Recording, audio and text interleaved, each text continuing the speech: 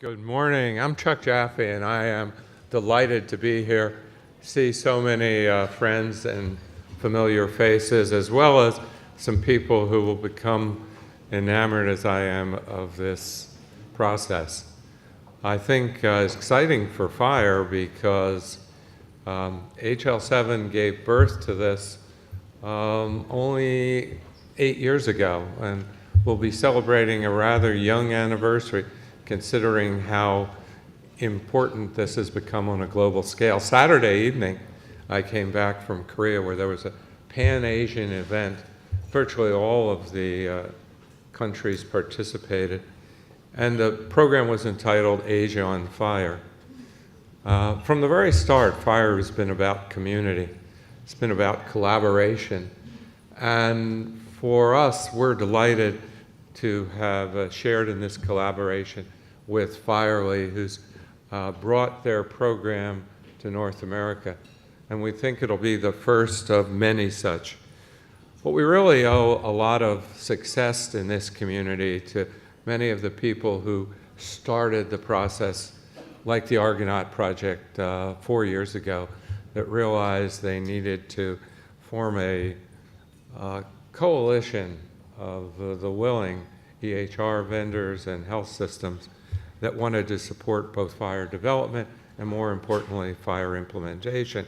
More recently, the Da Vinci Project, comprised of the payer community and CMS.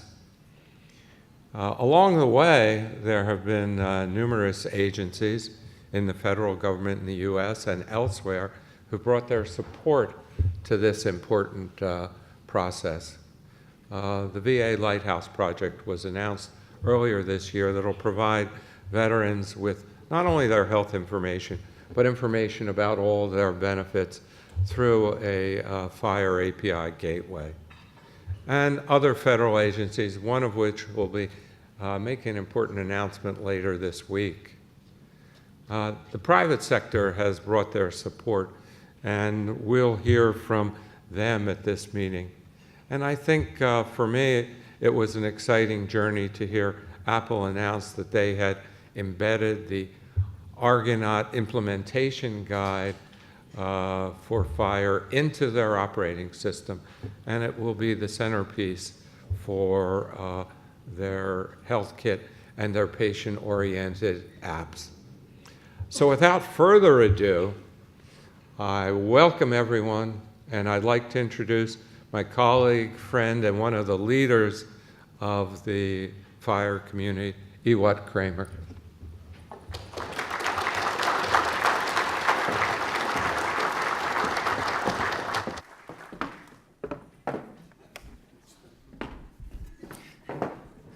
So let's see if this mic's working. Yes, good morning. It's kind of a tradition to bring something Dutch to the start of the DevDays, as we've seen them in the EU, and bringing my bicycle in was a bit hard. This seemed to be, there's a lot of Dutch stuff that you really can't take over the border here in the US. So I thought this was the safe bet. So welcome all to the FHIR Developer Days, the first FHIR Developer Days in the US. So I don't know, yeah, you're seeing, so it's kind of, you're seeing my slides over there, right.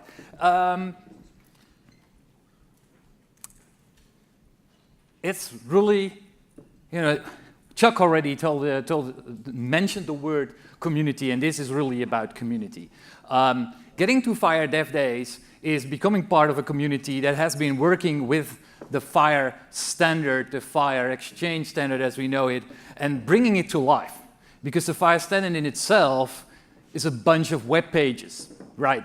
It's about the people here that turned it into software, and that's a great experience. It's the experience that we're having here. Here, we're all being developers, and this is some of the rare occasions where we as developers are not put away in some dark cellar or dark hotel room. No, instead we have this wonderful view here today and light all around us, not a hot tin roof to work under.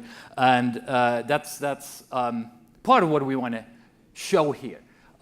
We're developers, we bring FHIR alive, and it's all about community. And that's why I want to ask the traditional question that I ask at the beginning of each developer days. Who here, by show of hands, is this the first time that they are at a FHIR community event like this? Wow, that's quite a lot. And so you'll be learning a lot. And it might be confusing, there's a lot of new things going on. One of the new things might be the thing that we all take for granted. It's the word HL7 there. You just saw the CEO of HL7. But I bet a lot of people new here, they've become part of the FHIR community, and they're wondering, what's the HL7 bit before it? HL7, the HL7 that Charles is leading is also a platform, is also a community. It was a pre-existing community of people working in healthcare standards.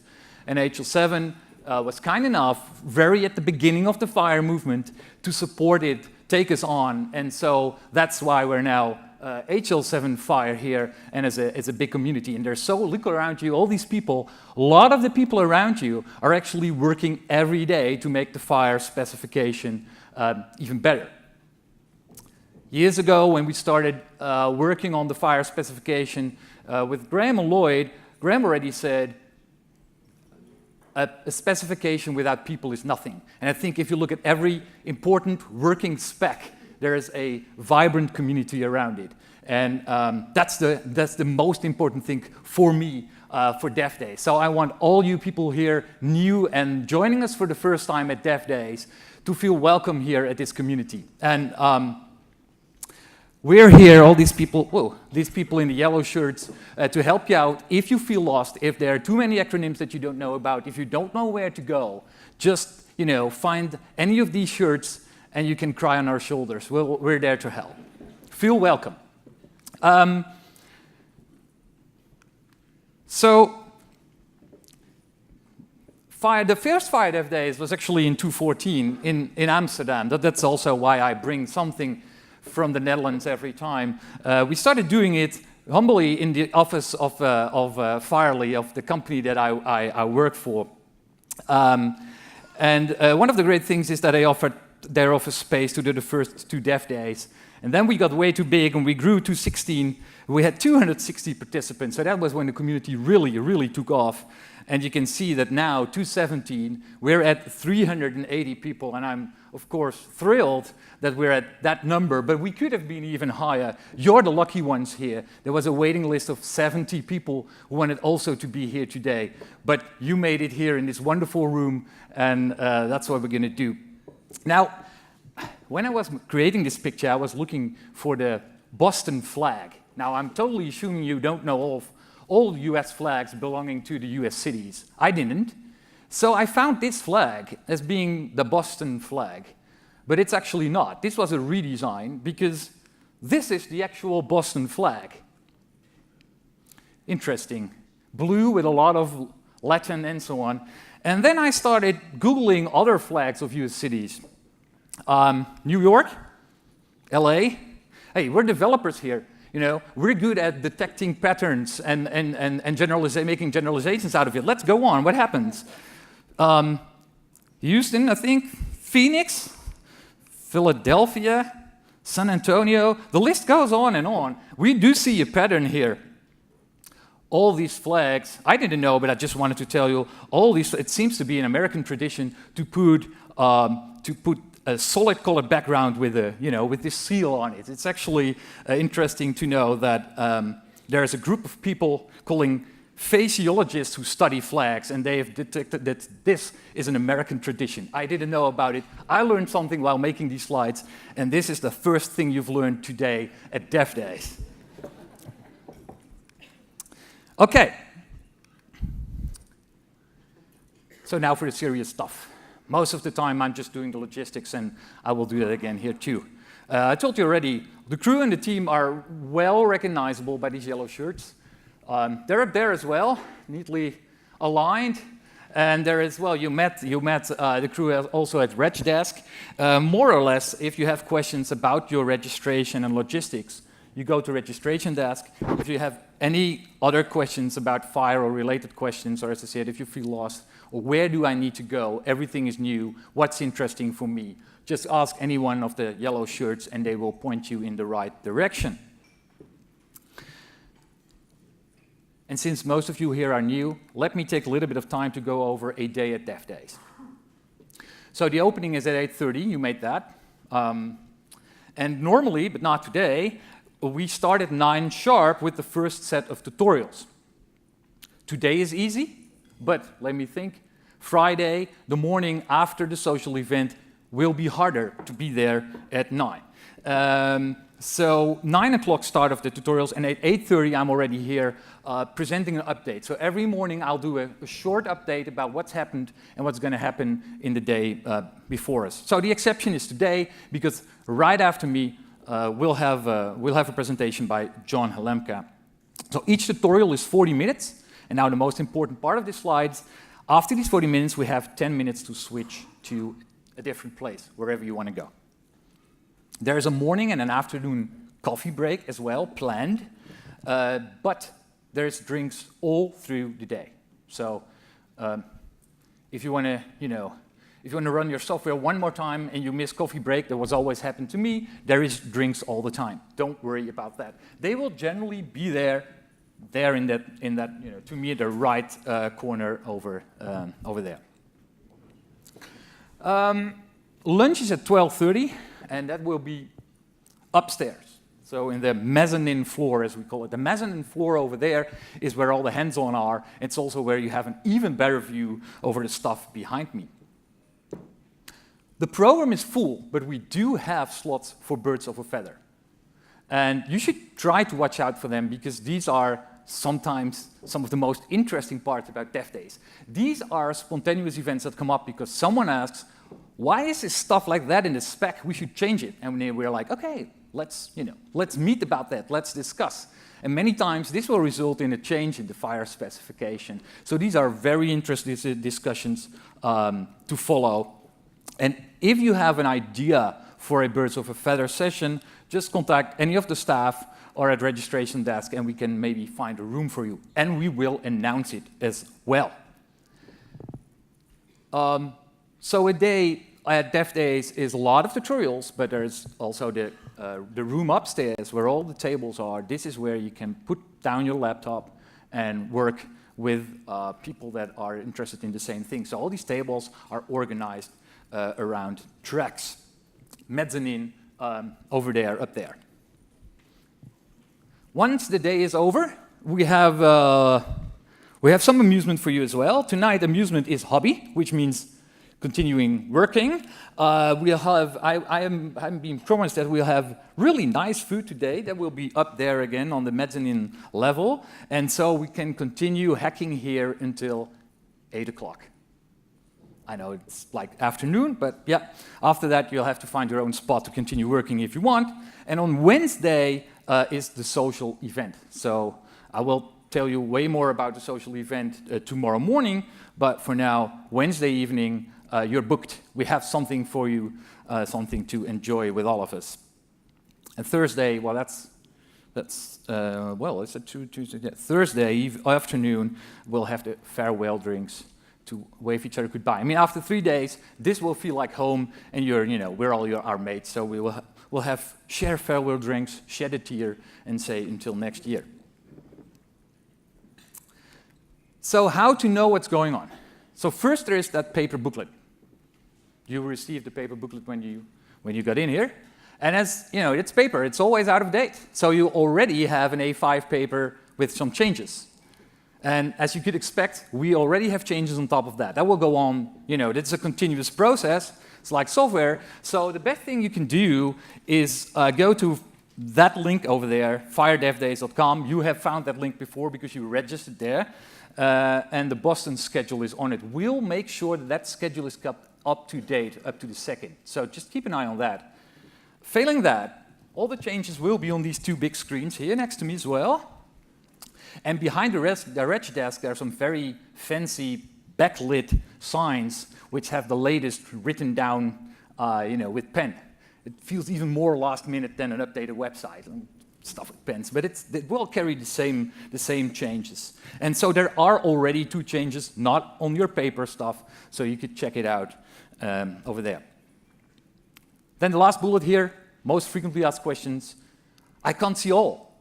There are too many tutorials. Can I see the other tutorials some way, somehow? Can we repeat the tutorials? No, but they're all recorded. And after DevDays, you'll receive a link with a password, so you can watch them, all of them, as many times as you want. All right. So the Handson sessions, again, are upstairs. The tables are all clearly marked with a little sign.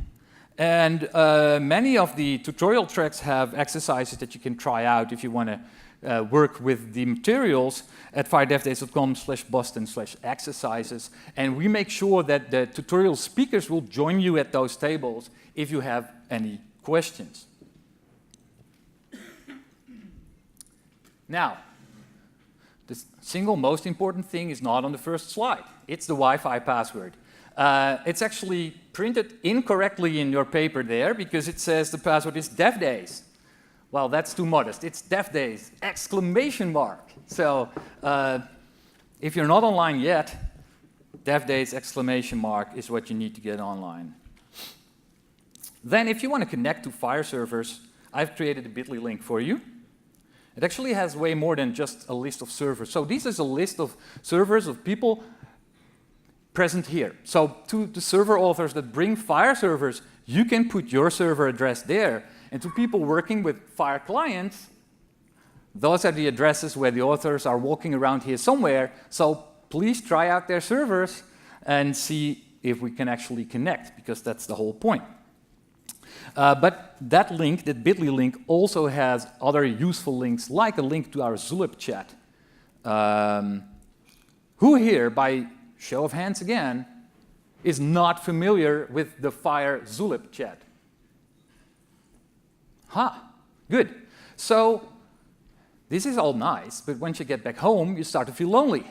Our Zulip channels are 24 hours a day community channels where you can ask questions and most of the time get answers within the hour.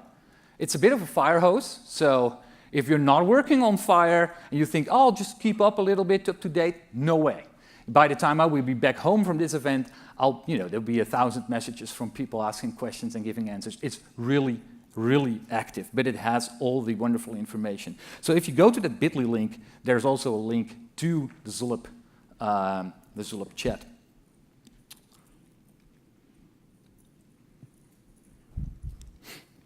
Then the general setup, so a little bit of the logistics here. This obviously is the great room, also known as the main room.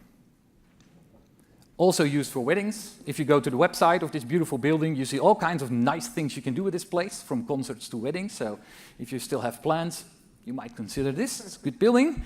And if you... yes. So this is always a little bit of navigation. So it's behind my back. So now to my right, is the coffee. So where it says blah is me. And you came in at the red arrow over there, and that's also where you get out to the rooms called Harbor Side and City Side. So that's through that door. Obviously, if you take the stairs up here, you get to the mezzanine loft where the hacking is, and the circle is around the area where you have drinks all day. Then this is upstairs. So this is where the coffee is, dinner tonight, and lunch as well. And then we have 4 rooms called City Side and Harbor Side. There are 2 rooms on that side, unsurprisingly called Harbor Side, and then there are 2 rooms on that side called City Side, and there's a logic to them. They didn't reuse numbers. They actually numbered 1, 2, 3, and 4. So there's no Harbor Side 2 and City Side 2. No, it's 1, 2, 3, and 4. And the odd ones are the rooms on this side, and the even ones are the room on that side, on the other side. You don't need to know. All you need to know is get back out there, and then know that City Side is on that side, and Harbor Side is on that side. 1, 2, 3, and 4. But if you're looking for patterns, which I did, I noticed that the odd numbers are on this side of the room. About the connectathon space. During educational sessions, you can, of course, leave your laptop there, but this is an unguarded room. I mean, we're all there, so you can ask your neighbor or just trust everyone here, but it's an unguarded room.